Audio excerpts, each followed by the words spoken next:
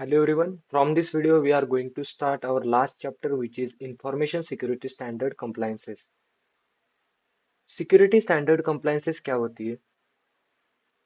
ये एक ऐसा सेट ऑफ रूल्स और सेट ऑफ इंस्ट्रक्शन का एक डॉक्यूमेंट रहता है। उसको अगर कोई ऑर्गेनाइजेशन फॉलो करता है या फिर उसके अंदर जो रूल मेंशन किए गए उनके हिसाब से अपनी जो डे टू डे ऑपरेशंस है उनको परफॉर्म करता है, तो ऑर्गेनाइजेशन को रिस्क वल्नरेबिलिटी या फिर जो साइबर सिक्योरिटी रिलेटेड इश्यूज है उनको फेस नहीं करना पड़ता, या फिर उनको कोई सिचुएशन ऑकर होता है तो उनसे कैसे रिकवर करना है, ये दिस टाइप ऑफ ऑप्शंस उनको मिल जाते हैं।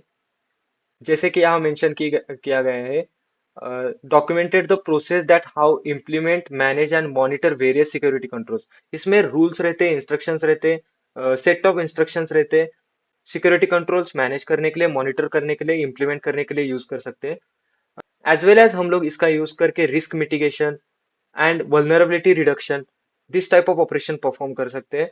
अगर इस सिक्योरिटी कंप्लायंसेस को कोई ऑर्गेनाइजेशन फॉलो करता है तो इसका रिस्क मिटिगेशन के लिए, वल्नरेबिलिटी रिडक्शन के लिए यूज किया जा सकता है। इफ अगर कोई ऑर्गेनाइजेशन इसे फॉलो करता है तो उसका रिलायबल यूजर बेस बनने की ज्यादा चांसेस होते हैं, क्योंकि उनके पास अगर कोई रिस्क आता है या फिर कोई सिक्योरिटी प्रॉब्लम आ जाता है तो उनको कैसे मैनेज करना है ये उस ऑर्गेनाइजेशन को पहले से पता होता है। एंड मोस्टली अगर ये रूल्स फॉलो किए तो उनपे साइबर अटैक या फिर वल्नरेबिलिटी या फिर रिस्क आने के चांसेस बहुत कम हो जाते हैं।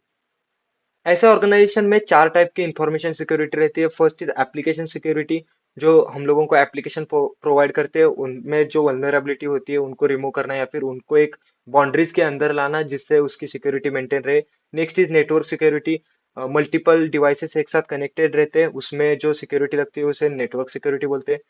नेक्स्ट इज क्लाउड सिक्योरिटी, जो एप्लीकेशन नाउडेज हम लोग यूज करते हैं वो हम लोग कहाँ से भी यूज कर सकते हैं और उसका जो डेटाबेस सर्वर्स वगैरह जो होते हैं वो क्लाउड पे स्टोर रहते हैं, तो उसे क्लाउड को सिक्योरिटी प्रोवाइड करना। And next is cryptography. Cryptography मतलब जो हम लोग इनक्रिप्टेड फॉर्मेट में टेक्स्ट मैसेजेस वगैरह सेंड सेंड करते हैं और वेरियस क्रिप्टोग्राफी टेक्निक्स यूज करते हैं, तो उनको सिक्योरिटी प्रोवाइड करना। इसके रिलेटेड रूल्स जो होते हैं वो स्टैंडर्ड सिक्योरिटी कंप्लायंसेस के अंडर रहते हैं और ये रेगुलरली अपडेट होते जाते हैं। अलग अलग सिक्योरिटी कंप्लायंसेस रूल्स रहते हैं, जैसे कि नीचे मेंशन किए गए हैं। एसओएक्स है, जीएलबीए है, हिप्पा है, आईएसओ है, एफआईएसएमए है, एनईआरसी है, पीसीआई है।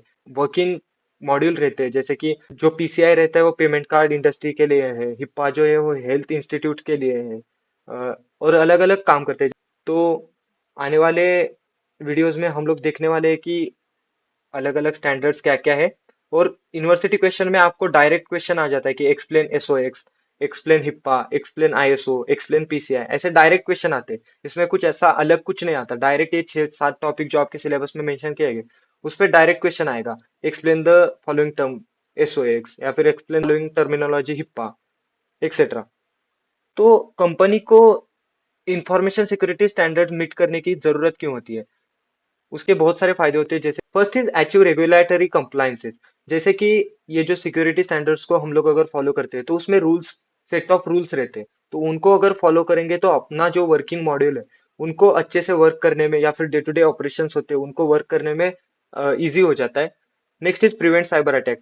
साइबर अटैक प्रिवेंट्स हो सकते हैं, या फिर अगर कोई साइबर अटैक परफॉर्म होता है तो उससे मिटिगेट कैसे करना है, उसके रिस्क को कैसे न्यूट्रल करना है या फिर कम करना है, ये इसमें ऑलरेडी मेंशन रहता है। Next is increase awareness of risk. कभी कभी क्या होता है कि हम लोग रिस्क को ज्यादा समझते नहीं है, कभी कभी लगता है कि ये छोटा सा रिस्क है, लेकिन कभी कभी छोटे से रिस्क से बहुत बड़ा डैमेज हो सकता है।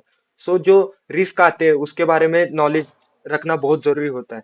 So increase awareness of risk, risk जो होते हैं उनके बारे में जो अवेयरनेस होता है वो ज्यादा हो जाता है अगर हम लोग सिक्योरिटी स्टैंडर्ड कंप्लायंसेस को फॉलो करते हैं तो। और एनहांस रेपुटेशन, जैसा मैंने पहले बोला, अगर कोई ऑर्गेनाइजेशन आईएसओ स्टैंडर्ड ऑर्गेनाइज्ड है या फिर हिप्पा को फॉलो करते हैं, पीसीआई को फॉलो करते हैं, सो उनका रेपुटेशन बढ़ जाता है। वो उनके जो यूजर होते हैं वो ज्यादा रिलायबल होते हैं। उन उनके अंदर ट्रस्ट बिल्ड रहता है कि आपका जो ऑर्गेनाइजेशन जिनके साथ हम लोग डेटा शेयर कर रहे हैं या फिर जिनके अंडर हम लोग वर्क कर रहे हैं वो हमारा डेटा लीक नहीं होने देंगे, उस किसी साइबर अटैक में वो लीक नहीं होगा, इसके चांसेस उसके यूजर को ज्यादा रहते हैं। सो वो ट्रस्ट करते हैं, इससे इसकी वजह से रेपुटेशन इनहांस हो जाता है। तो ये जो सिक्योरिटी स्टैंडर्ड कंप्लायंसेस है ये हम लोग आगे आने वाले वीडियोस में देखने वाले हैं। हर एक सिक्योरिटी कंप्लायंसेस पे अलग अलग वीडियो रहेगा। आपको एग्जाम में डायरेक्ट क्वेश्चन पूछा जाता है इसके ऊपर। सो कोई भी वीडियो मिस मत करिए। That's it in this video. Thank you.